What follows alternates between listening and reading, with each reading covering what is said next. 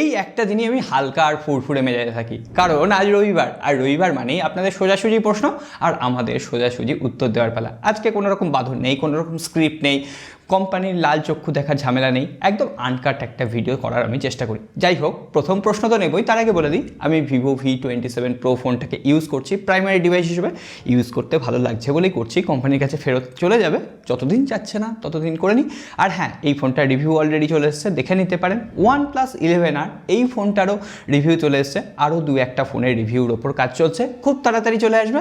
তাহলে আর দেরি কেন, লাইক বাটনটা একটু প্রেস করে দিন। আর প্রথম বন্ধু কে কমেন্ট করেছে একবার দেখে নেব। আর হ্যাঁ, Vivo V27 Pro versus OnePlus 11R এই ভিডিওটা কতজন চাইছেন, আজকের কমেন্ট বক্সে উত্তর চাই। আজকের প্রথম বন্ধু কমেন্ট করেছেন এমডি মামুন মিয়া। দাদা 30 থেকে 35 হাজারের 3 থেকে 4টে ফোনের বেস্ট কম্প্যারিজন ভিডিও চাই। আমি এখানেই বলে দিচ্ছি, যদি আপনি এক্সপিরিয়েন্স সেন্ট্রিক স্মার্টফোন চান তাহলে সেক্ষেত্রে নাথিং ফোন 1, গুগল পিক্সেল 6 এই দুটো ফোনের ফিচার্স কম রয়েছে, যেমন ডুয়েল অ্যাপ্লিকেশন বলুন বা কিড স্পেস বলুন বা অ্যাপ্লিকেশন লক করার ফিচার্স বলুন, এইগুলো একটু কম রয়েছে। তো সেই সমস্ত আপনি যদি কাস্টমাইজেশন চান তাহলে আপনাকে MI UI নিতে হবে বা রিয়েলমি UI। তো সেক্ষেত্রে আমি বলবো Redmi Note 12 Pro অথবা আপনি Realme 10 Pro Plus, এই 4-5টা ফোনই কিন্তু অ্যাভেলেবেল রয়েছে। আর হ্যাঁ, আরেকটা অপশন রয়েছে Poco X5 Pro, যদিও ওই ফোনটার উপর টেস্টিং চলছে, বেশ কিছু প্রবলেমও আমি খুঁজে পেয়েছি, অবশ্যই রিভিউটা দেখবেন, ক্লিয়ার হয়ে যাবে। রূপক থট, গুগল পিক্সেল 6 নাকি IQ Neo 6, 40 হাজারের নিচে সেরা ক্যামেরা ফোন কোনটা? ডিসপ্লে আর ক্যামেরা মূল বিষয়। আপনি ডিসপ্লে এবং ক্যামেরা যদি মূল বিষয় হয় তাহলে আমি বলবো গুগল পিক্সেল 6 আপনার জন্য বেটার অপশন। কিন্তু হ্যাঁ, পারফরমেন্স সেন্ট্রিক বা পারফরমেন্সের কথা বললে, গেমিং পারফরমেন্সের কথা বললে অবশ্যই এখানে IQ Neo 6 এগিয়ে যাবে। পরের বন্ধু কমেন্ট করেছেন তারক চৌধুরী। দাদা আমি একটা ফোন নেব, S21 FE 5G নাকি Vivo V27 Pro? Vivo V27 Pro এর রিভিউ আমরা আগের সপ্তাহে করেছি, একবার আপনি দেখে নেবেন, পুরো ভিডিওটা দেখলে একটা মোটামুটি আপনার ধারণা পেয়ে যাবেন। আর S21 FE 5G এই ফোনটাও 3 থেকে 4 মাস আগে আমরা রিভিউ করেছিলাম। S21 FE 5G সব থেকে বড় একটা হাইলাইটিং পয়েন্ট হচ্ছে ওই ফোনটায় টেলিফটো সেন্সার রয়েছে, ফলে আপনি যখন ব্লার মোডে বা পোর্ট্রেট মোডে ছবি তুলতে যাচ্ছেন সেটা একটা DSLR এফেক্ট দিচ্ছে। ওটা ওই প্রাইস রেঞ্জে আর কোনো ফোন আপনাকে দিতে পারবে না। কিন্তু আপনি যদি একটু মাথা দিয়ে বিচার করেন তাহলে আমি আজকের দিনে দাঁড়িয়ে ভিভো V27 Proকে একটু হলেও এগিয়ে রাখবো, কারণ একদম নতুন একটা স্মার্টফোন আর তার সঙ্গে সঙ্গে 3টে বড় বড় অপারেটিং সিস্টেমের আপডেট দেবে বলা হয়েছে, আর প্রসেসরটাও অনেকটা কিন্তু এখানে পাওয়ারফুল ভিভোর ক্ষেত্রে। তবে হ্যাঁ, এক্সিনোসের প্রসেসরটাও পাওয়ারফুল, তবে সেটার একটু ব্যাটারি ড্রেন সমস্যা বেশি আছে। আপনি যদি স্যামসাং গ্যালাক্সি S21 5Gর বাংলাদেশে কিন্তু কোয়ালকম ভ্যারিয়েন্টটা অ্যাভেলেবেল, তাহলে বলবো কোয়ালকম ভ্যারিয়েন্টটা নিয়ে নিন। এক্সিনোসের ভ্যারিয়েন্টটা আমি অতটা আজকের দিনে দাঁড়িয়ে প্রায়োরিটি দিতে পারছি না। বলেছেন মুস্তাফিজুর রহমান, পকেটে টাকা না থাকলে মোবাইল কি করে কেনা যায়? দয়া করে উত্তর দেবেন। পকেটে টাকা না থাকলেও আপনি মোবাইল কিনতে পারবেন, কি করে? হ্যাঁ, যদি পকেটে একটা ক্রেডিট অথবা ডেবিট কার্ড থাকে বা ব্যাংকে আপনার টাকা থাকে তাহলেই আপনি মোবাইল কিনতে পারবেন। যদিও এই সমস্ত ইয়ারকি সরিয়ে রেখে বলি, আমি একটা জেনারেশনকে দেখছি যে মোবাইলের জন্য পাগল হয়ে গেছে। আজকে একটা মোবাইল কিনলো, আবার 6 মাস পরে ওই মোবাইলটা সেল করে দিয়ে আরও 3-4 হাজার টাকা ঘর থেকে দিয়ে তারা আবার একটা নতুন মোবাইল কিনছে। এই টেন্ডেন্সিটা একেবারেই ভালো না। আপনার যখন মোবাইলটা খারাপ হয়ে যাবে, যখন মোবাইলটা ইউজ করতে পারছেন না, তখন আপনি আবার মোবাইলটা আপগ্রেড করুন। আমরা তো মধ্যবিত্ত ফ্যামিলি থেকে বিলং করি। হ্যাঁ, আপনার কাছে প্রচুর টাকা থাকতে পারে, সেই কথায় আমি আসছে না। তবে হ্যাঁ, যখন মোবাইল আপগ্রেড করবেন ভেবে চিন্তে আপগ্রেড করবেন, ঠিকঠাক ডিসিশন নেবেন। একবার মোবাইলটা কেনা হয়ে গেলে না, আপনি মোবাইলটা আর রিটার্ন করতে পারবেন না, সেই টাকাটা আর ফেরত পাবেন না। এমডি রুবেল খান, 25,000 টাকার ভেতরে কোন ফোনটা ভালো হবে? এখানে সবকটাই আমি কিন্তু রিয়েলমির ফোনের নাম বলবো। প্রথমে রিয়েলমি নার্জো 50 Pro, তারপরে রয়েছে Realme 9 SE, Realme 9 Pro Plus, এছাড়াও রিয়েলমি 10 Pro ফোনটাও আপনারা দেখতে পারেন। তবে আমি হলে রিয়েলমি 9 SE ফোনটা বেছে নিতাম কোয়ালকম স্ন্যাপড্রাগন 778G প্রসেসরের সাথে। পরের বন্ধু কমেন্ট করেছেন তুহিন হক, দাদা অ্যাপেলের এসি নিউ মডেলের ফোনটা কি আসবে না?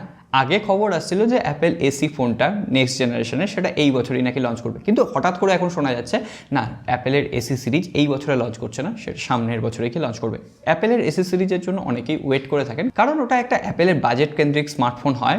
অ্যাপেলের বাজেট মানেই বুঝতে পারছেন ওই 40 থেকে 45 হাজার রুপি। আলমগীর হোসেন, আপনাদের কলকাতায় যাচ্ছি আগামী সপ্তাহে, আপনাকে ওয়েলকাম জানাচ্ছি। আর একটা কথা, এটা আমাদের কলকাতা নয়, এটা বাঙালিদের কলকাতা, অর্থাৎ আমাদেরও যেমন কলকাতা আপনাদেরও তেমনি কলকাতা। কলকাতা সবার। অফলাইন মোবাইল মার্কেট কোথায় একটু জানাবেন কি? আপনি যদি কলকাতায় রাস্তায় বেরোন তাহলে আনাচে কানাচে প্রত্যেকটা জায়গায় আপনি মোবাইলের দোকান দেখতে পাবেন। তবে হ্যাঁ, আপনি যদি ঠিকঠাক একটা মোবাইল কিনতে চান, অনেক স্টক দেখতে চান, আমি বলবো কলকাতার এসপ্ল্যানেড বলে একটা মার্কেট রয়েছে, যেটা ধর্মতলা মার্কেট নামেও অনেকে চেনে। তো ধর্মতলায় চলে যাবেন, প্রত্যেকটা গলিতে গলিতে আপনি মোবাইলের দোকান পেয়ে যাবেন, আর সেখানে দরদাম করে একটা মোবাইল কিনবেন। হয়তো 40,000 টাকা দাম বললো, আপনি হয়তো বললেন 37,000 টাকায় ফোনটা দিতে, মোটামুটি দেখবেন অনেক সময় রাজি হয়ে যাবে, আপনি মোবাইলটা কিনে নেবেন। আর হ্যাঁ, সিল প্যাক আছে কিনা একবার দেখে নেবেন। আবু নাই, বাংলাদেশে আসার কোনো চিন্তা আছে? বাংলাদেশে যাওয়াটা কোনো চিন্তার ব্যাপার নয়, বাংলাদেশে যাওয়া আমার কাছে একটা স্বপ্ন। আপনারা প্রতিনিয়ত আমাকে দেখছেন, আমি তো আপনাদের দেখতে পাচ্ছি না। সুতরাং আপনারা যতটা আমাকে নিয়ে না এক্সাইটেড, আমি তার থেকে বেশি এক্সাইটেড আপনাদের সাথে দেখা করার জন্য, আপনাদের মাঝে যাওয়ার জন্য। কথা দিচ্ছি, মরার আগে একবার হলেও আমি বাংলাদেশে আপনাদের মাঝে যাব। এই তো আগের সপ্তাহে শিয়ালদা স্টেশনে এক বন্ধুর সাথে দেখা হলো, বাংলাদেশের বন্ধু। তিনি কতটা খুশি হয়েছেন জানি না, তবে তার থেকে বেশি খুশি হয়েছি আমি। তার সাথে যদি আরও একটু বেশি সময় কাটাতে পারতাম, আমার মনটা ভরে যেত। পরের বন্ধু কমেন্ট করেছেন Shubhashis Pal, Realme 10 Pro plus Oppo Reno 80, এই দুটো মোবাইলের মধ্যে কোনটা ভালো হবে দাদা? তুমি কিনলে কোনটা কিনবে? বাংলাদেশে যে ওপো রেনো 80 ফোনটা লঞ্চ হচ্ছে সেটা কিন্তু 4G স্মার্টফোন। তো আমি ওভারঅল বিচার করলে রিয়েলমি 10 Pro প্লাস ফোনটাই বেছে নিতাম, কারণ কম দামে বেশি ফিচার্স পাওয়া যাচ্ছে, ডিসপ্লেটাও অনেকটা বেটার। আর ওপোর ইউআই আর রিয়েলমি ইউআই মোটামুটি এখন একই, দুটোর সফটওয়্যার যে এক্সপিরিয়েন্স সেটাও প্রায় সমান। আর ইসলাম টিভি বিডি অনেকবার প্রশ্ন করেছি, উত্তর পাইনি, তবে এবারের প্রশ্নটা হচ্ছে S23 ultra versus iPhone 13 Pro Max কোনটি বেস্ট হবে ভিডিও শ্যুট করার জন্য, ক্যামেরা পারফরমেন্সের জন্য? দুটোই সেরা, কারণ দুটোই আজকের দিনে দাঁড়িয়ে অ্যাপেলের জগতে iPhone 14 Pro Max সেরা, আর অ্যান্ড্রয়েডের জগতে S23 আলট্রা সেরা। আমি হলে আমার নিজের জন্য S23 আলট্রা ফোনটাকে বেছে নিতাম, কারণ সেখানে অনেক বেশি কমফোর্টেবলভাবে ইউজ করা যায়, ডেটা ট্রান্সফার খুবই অ্যান্ড্রয়েডে সহজেই করা যায়। আর অ্যাপেলের ক্যামেরা ইউআইয়ের থেকে আমার মনে হয়েছে স্যামসাংয়ের ক্যামেরা ইউআই কয়েকটা ফিচার্স বেশি আছে, যেগুলো আপনার ভিডিওগ্রাফি করতে গেলে বেশি কাজে লাগবে। প্রীতম সরকার, দাদা বাংলাদেশ থেকে বলছি, আগামী মঙ্গলবার একটা ফোন কেনার কথা ভাবছি, অ্যারাউন্ড 15 থেকে 20 মধ্যে কোন ফোনটা নেওয়া ভালো হবে? স্যামসাং গ্যালাক্সি F23 নিতে পারেন, 20 থেকে 21,000 টাকার মধ্যে পেয়ে যাবেন। রেডমি নোট 11 ফোনটা আজকের দিনে দাঁড়িয়েও আমার ভ্যালু ফর মানি লাগছে। ইনফিনিক্স নোট 12S ফোনটা ভ্যালু ফর মানি লাগছে। রিয়েলমি 10 Pro ফোনটা হয়তো ওই 22 বা 23,000 টাকায় পাওয়া যায়, ওই ফোনটাও আপনারা ভেবে দেখতে পারেন। আর OnePlus Nord CE 2 Lite ফোনটা আমি জানি না বাংলাদেশের মার্কেটে অ্যাভেলেবেল আছে কিনা, থাকলেও কত দাম, ওই ফোনটাও একবার ট্যালি করে দেখতে পারেন কত দামের আশেপাশে পাওয়া যাচ্ছে। এছাড়াও আপনি পোকো X4 Pro ফোনটা রয়েছে, এই ফোনটাও দেখতে পারেন। SIT king, Samsung Galaxy S21 FE versus Vivo V27 Pro কোনটা বেস্ট হবে হেভি ইউজার আর priority camera? Samsung Galaxy S21 fan এডিশনের যদি কোয়ালকম ভার্সানটা হয় তাহলে কোয়ালকম ভার্সানটা আপনি নেবেন, ওটা বেটার হবে। যদি এক্সিনোসের ভ্যারিয়েন্ট হয় তার থেকে বেটার পারফরমেন্স কিন্তু ভিভো V27 Pro দিচ্ছে। আর ব্যাক ক্যামেরার কথা বললে এখানে স্যামসাংয়ের কোয়ালিটি একটু ভালো, আর ফ্রন্ট ক্যামেরার কথা বললে ভিভোর যে 50 মেগাপিক্সেলের সেলফি ক্যামেরা সেটা কিন্তু বেটার কোয়ালিটি ইমেজ প্রোভাইড করবে। এরপরের বন্ধু কমেন্ট করেছেন জাহিদ ফর টুডে, দাদা আপনার ভিডিও ভালো লাগে, ভিভো V27 Pro আর OnePlus 11R এর একটা রিভিউ দিলে ভালো হয়, ধন্যবাদ। দুটোরই ডেডিকেটেড রিভিউ কিন্তু দেওয়া আছে, দুটোর মধ্যে কম্পারিজন ভিডিও আমি তৈরি করার চেষ্টা করছি, তো দেখা যাক। আজকের দিনে দাঁড়িয়ে যদি ক্যামেরা আপনার মেন প্রায়োরিটি হয় তাহলে বলবো Vivo V27 Pro। OnePlus 11R এর ক্যামেরায় বেশ কিছু প্রবলেম রয়েছে যেগুলো রিয়েল লাইফে আপনি কিন্তু নোটিস করবেন। তো OnePlus 11R এর রিভিউতে আমি ক্যামেরা ডিটেলস দিয়ে দিয়েছি, আপনারা দেখে নিতে পারেন। অনেক স্টেবল ক্যামেরা পারফরমেন্স কিন্তু ভিভো V27 Pro প্রোভাইড করছে। OnePlus 11R আমার মনে হচ্ছে ওই প্রাইস সেগমেন্টে one of the best performance centric smartphone, camera centric নয়।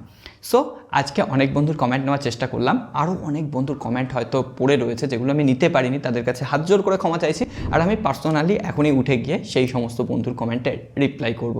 সো সকলে ভালো থাকবেন, সুস্থ থাকবেন, আর হ্যাঁ রাগ করবেন না।